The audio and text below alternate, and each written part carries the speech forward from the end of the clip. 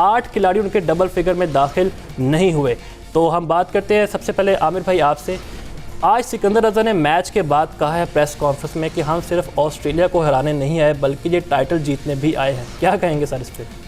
देखिए, इनको एक और एडवांटेज हो गया ना कि इनकी अपनी T20 लीग है और इनके प्लेयर्स जो हैं काफ़ी ज़्यादा, स्पेशली इनके कप्तान काफ़ी ज़्यादा दुनिया की लीग्स खेलते हैं, तो इनको एक्सपीरियंस तो T20 क्रिकेट का आ गया। और ये जो कंडीशंस हैं वो आप ऑलमोस्ट सिमिलर कह सकते हैं जिम्बाब्वे के साथ, स्पेशली अगर बुलावायो की बात करें तो वो तकरीबन इसी तरह की पिचेस हैं। तो इनको आइडिया है कि इन पिचेस के ऊपर क्या रिक्वायरमेंट है, और आई थिंक सिकंदर रज़ा जो अपने जो रिसोर्सेज हैं उनको बड़े अच्छे तरीके से इस्तेमाल कर रहे हैं। आपने रायन बर्ल की जो बैटिंग की बात की, मेरे ख्याल में जो मास्टर स्ट्रोक था जो उन्होंने मैक्सवेल को आउट किया, वहाँ पे ऑस्ट्रेलिया आराम से मैच जीत रहा था और उन्होंने सिर्फ एक ओवर करवाया रायन बर्ल को। लेग स्पिनर है लेकिन कोई इतने ज़बरदस्त बॉलर नहीं है, ये चांस लिया उन्होंने क्योंकि ये रन्स भी बहुत ज़्यादा खाते हैं। ये वेंट ऑन अ पंट और जो इन्होंने मैक्सवेल को आउट किया, मेरे ख्याल में वो सबसे बड़ा टर्निंग पॉइंट था इस मैच का।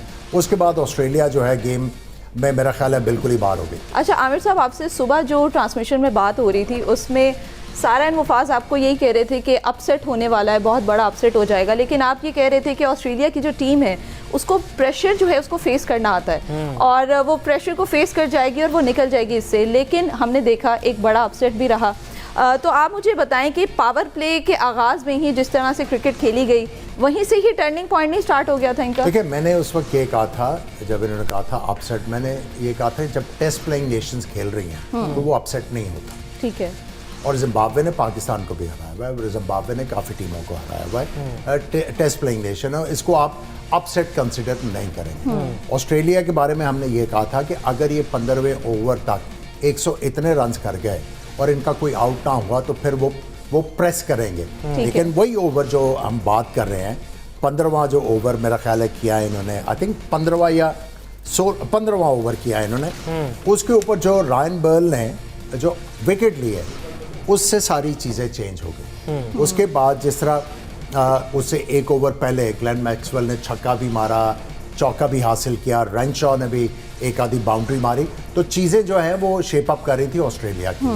लेकिन वो जो मौका था जहाँ पे बर्ल ने उनको आउट किया, वहाँ पे आई थिंक मैच जो है उनका पैक हो गया। ठीक है सलमान, आपसे मैं ये पूछना चाहूँगी कि आपको लगता है कि मैक्सवेल के आउट के बाद ऑस्ट्रेलियन टीम जो है वो प्रेशर में आ गई थी और उसके बाद खासतौर पे उनके जो बैटर्स हैं उनकी जो शॉट सिलेक्शन है वो नज़र आ रहा था कि वो प्रेशर में खेल रहे हैं और जिस साइड पे नहीं मारना चाहिए उनका बल्ला उसी साइड पर चल रहा था? गालिबन स्टोइनिस की जो डिसमिसल है वो तो बिल्कुल ऐसे ही है जैसे आपने कहा है। उस वक्त डीप मिड विकेट भी थी, एक ओवर पहले 15वें ओवर में आउट हुए थे मैक्सवेल और 16वें ओवर की चौथी बॉल पे स्टोइनिस ने हिट मारी और एमलेस थी क्योंकि ना पूरा शॉट मारा ना गैप में खेले, सिर्फ फ्लिक किया। वहाँ पे फील्डर के लिए बहुत ही ईजी चांस ऑफर किया उन्होंने। और वंस ये दो जो हैवी वेट्स हैं बैक टू बैक ओवर्स में आउट हुए, देन मुश्किल हो गया क्योंकि 10 से ऊपर आप रन रेट पे निकल गए थे, रिक्वायर्ड रन रेट के अंदर। और उसके बाद जिम्बाब्वे ने एक वो चीज़ की जो बाकी मिनोज ने करीब आकर नहीं की, बाकियों ने कैच ड्रॉप किए हैं, जिम्बाब्वे ने एक आउटस्टैंडिंग कैच किया बाउंड्री पे। एक फील्डर ने फुल स्ट्रेच पे जो है वो मिड विकेट पे एक तेज़ शॉट कैच किया और अगर वो मतलब कह लीजिए कि कैच ना होता तो शायद वो फ्लैट छक्का हो जाता। सो यू सी फील्डिंग बहुत ज़्यादा इफेक्ट कर रही है आउटकम्स के अंदर। कल हमने साउथ अफ्रीका के मैच में देखी, मैक्सो दाऊद ने कैच छोड़ा, पाकिस्तान मैच जीता। सूर्या कुमार का कैच छोड़ा, यूएसए के बॉलर ने, वो उन्होंने सफ़र किया। इंडिया के 7 आउट थे 70 रन पे, कैच की वजह से सूर्या कुमार यादव 80 प्लस कर गए।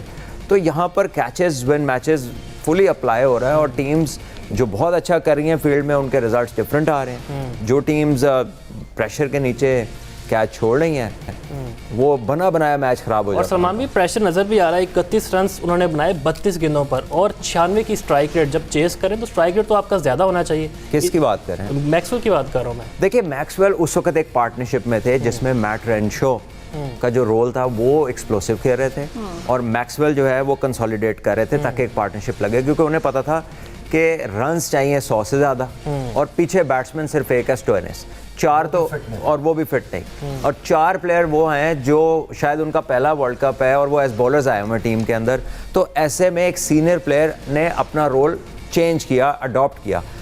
ऐसा नहीं है कि मैक्सवेल ने कोई गलती कर दी, वो शॉट भी ऑन था जो उन्होंने मारा एक्स्ट्रा कवर का, मे बी थोड़ा ज़्यादा ज़ोर से मार गए क्योंकि ये थोड़ी स्लो पिचेज हैं, यहाँ पे बॉल ग्रिप होता है। एट टाइम्स आप बॉल को ज़्यादा ज़ोर से मारने जाते हैं तो यू लूज़ द शेप और मिडल नहीं होता बल्कि एज हो जाता है, और हुआ भी यही है। इनसाइड एज पे बोल्ड हुए हैं, कोई क्लीन बोल्ड नहीं हुए, अंदर वाला किनारा लगा बैट का और विकेटों पे गई है बॉल।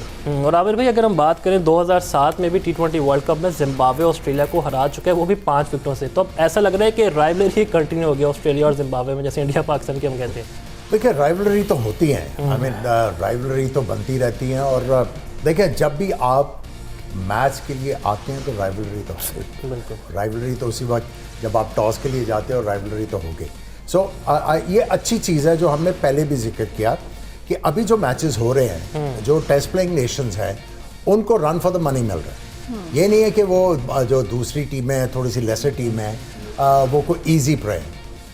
बड़ी टीमों को इनके खिलाफ मेहनत करके जीतना पड़ रहा है, विच इज़ वेरी गुड, और टेस्टमेंट है कि जो क्रिकेट है वो एक्सपोनेंशियली जो है वो इवॉल्व भी हो रही है, पॉपुलर भी हो रही है, और ये स्पोर्ट्स को जो है लोग जो है वो सीरियसली लेने शुरू हो गए। और सलमान भी अगर हम बात करें ब्रैंडन टेलर की, बहुत तजर्बाकार खिलाड़ी हैं, आपको पता है इंजर्ड हैं। इसके अलावा माजी में इनके पास होते थे हैमिल्टन, मासाकड्जा, तो इतनी कोई स्ट्रॉन्ग बैटिंग लाइन नहीं होती थी। और जब से ये ब्रायन बेनेट और सिकंदर रजा आए हैं, हमें नज़र आ रहा है कि इंप्रूवमेंट इनकी गेम में आ रही है। जैसे हम क्या बात करते हैं ना, टेस्ट नेशन ये बन चुका है, तो ये भी टॉप 5-6 में आ सकते हैं आपकी नज़र में? देखिए अगर प्रोग्रेस चलती रही तो इवेंचुअली तो ऊपर ही जाएंगे ना। ये मैंने आपको बताया कि 2-3 साल पहले क्वालिफाइंग राउंड में थे, और जिम्बाब्वे में ही वर्ल्ड कप T20 का क्वालिफाइंग राउंड हुआ था, जहाँ पर ये हॉलैंड, USA, सिंगापुर, मलेशिया, ये सारी टीमें थी। वहाँ से ये नंबर 1 होकर क्वालिफाई किया है। उसके बाद आते इन्होंने पहले वर्ल्ड कप में पर्थ में पाकिस्तान को हराया, ऑब्वियसली उसके बाद वर्ल्ड कप तो नहीं जीते, लेकिन एक कांस्टेंट कह लीजिए कि ग्रोथ वहाँ से इनकी हुई है। टेस्ट क्रिकेट में भी वापसी हुई इनकी, काफ़ी साल बीच में इनका वो टेस्ट स्टेटस चला गया था।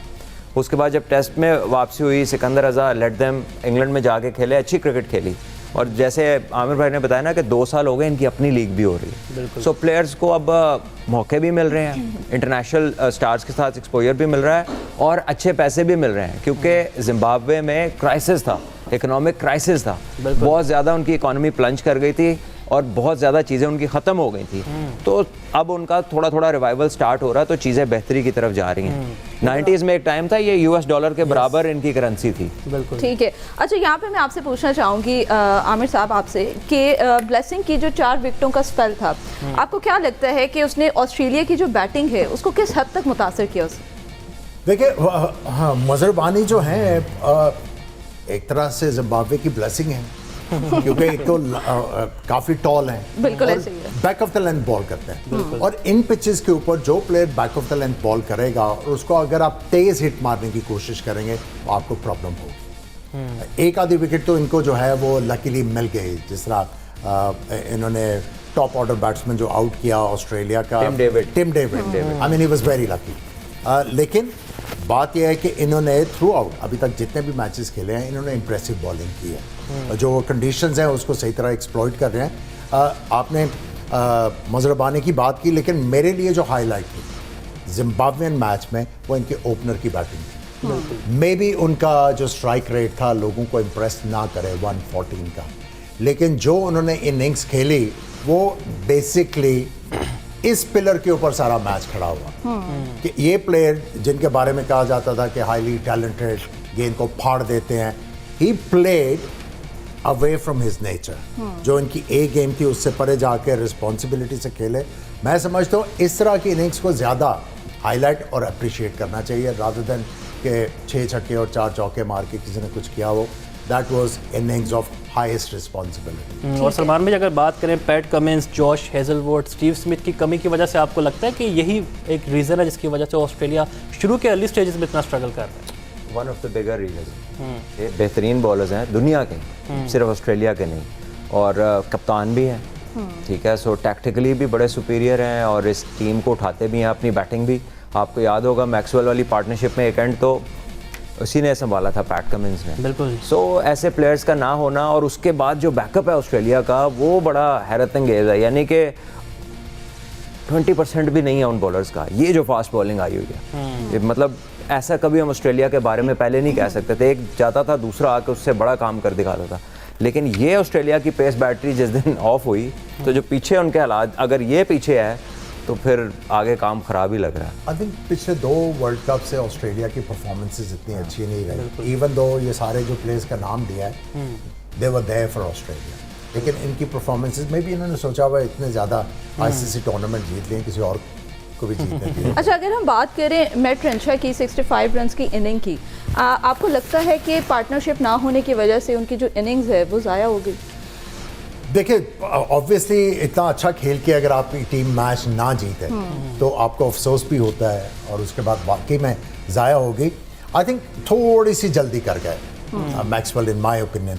अगर वो उसी पेस के साथ आहिस्ता आहिस्ता इस गेम को 70वें ओवर तक लेके जाते, क्योंकि उन्होंने कोशिश की कि ये पार्ट टाइम बॉलर आया है, इसको लूट लिया जाए और उस चक्कर में वो जो कि हमें 15 या 20 का ओवर मिल जाए और मैच को यहीं पे पैक कर दें। आई थिंक वहाँ पे जो उन्होंने रिस्क लिया वो पे नहीं हुआ। एक्सपेरिमेंट भी बहुत ज़्यादा है। टिम डेविड 6वें नंबर पे खेलते हैं, मैट रेंशो ओपनर है, वो ओपनर को उससे नीचे ले गए, टिम डेविड को उससे ऊपर ले गए, कैमरन ग्रीन को 1 ओवर कराया सर। और कैमरन ग्रीन जो इस टीम में सबसे तेज बॉलर है, उसने सिर्फ 1 ओवर किया और वो भी आखिरी। सो यू सी, एक होती है एक्सपेरिमेंटेशन, एक मुझे तो ये कन्फ्यूजन ज़्यादा लगती है। यस, बिकॉज एक्सपेरिमेंट आप इस तरह नहीं करते कि आपका एक टूर्नामेंट लाइन पे चला जाए, आपका ग्रुप ओपन हो जाए।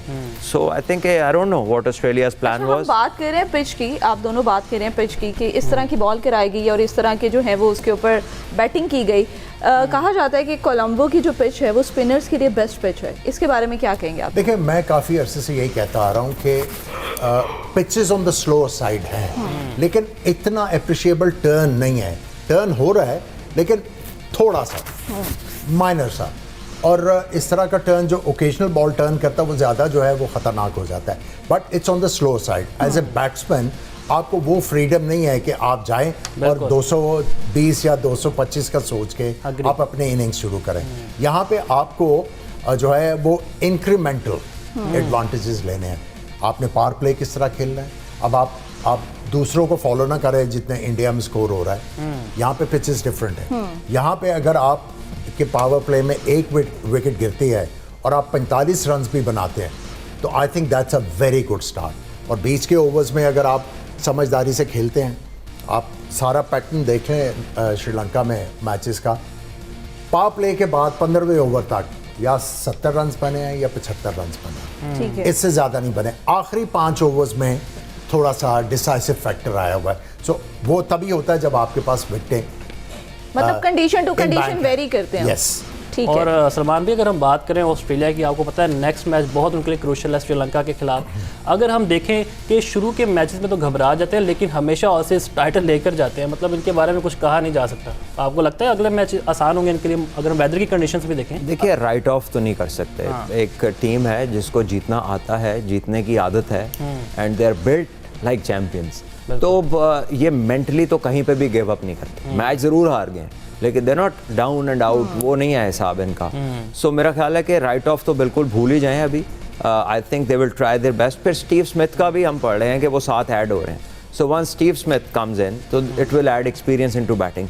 शायद इनका ये जो कन्फ्यूजन चल रही है ना कि कौन ऊपर कौन नीचे, वो स्टेबलाइज हो जाएगी उसके आने से, बिकॉज वो सारे रोल्स में बैटिंग कर सकता है। वो स्पिनर भी अच्छे खेलता है, कदमों का इस्तेमाल भी अच्छा करता है, और श्रीलंका में क्योंकि स्पिन डोमिनेंट पिचेस हैं तो वो ऐसा प्लेयर है कि वो मैच को चला सकता है। अच्छा, सिर्फ ऑस्ट्रेलिया का श्रीलंका के साथ मैच नहीं है बल्कि जिम्बाब्वे का भी मैच है, और ये जो पूरा एक जो है ना ये पूल है, ये एक बड़े दिलचस्प मरहले की तरफ जो है ना वो एंटर हो रहा है। तो यहाँ पे वक्त हुआ है एक ब्रेक का। आप लोग देख रहे हैं जोश जगा दे, presented by Pepsi and Lifebuoy, powered by Glow and lovely.